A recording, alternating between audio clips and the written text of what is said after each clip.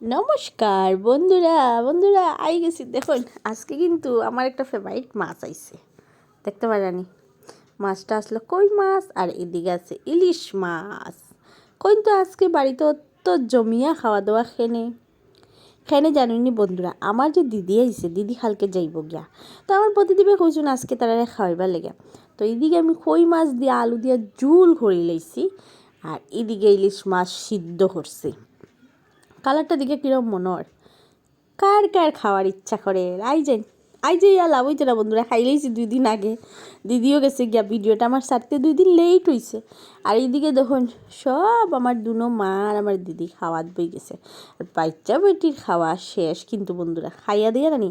তাই তনুষি কিতা করে দেখুন আমরা করে আইলু এই ইট বাটি সব নিয়া এরপরে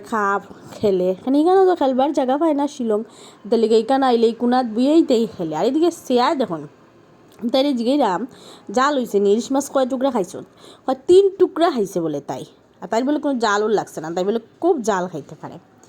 আর এইদিকে দেখুন বন্ধুরা আমি আর আমার প্রতিদেব আমার দিদি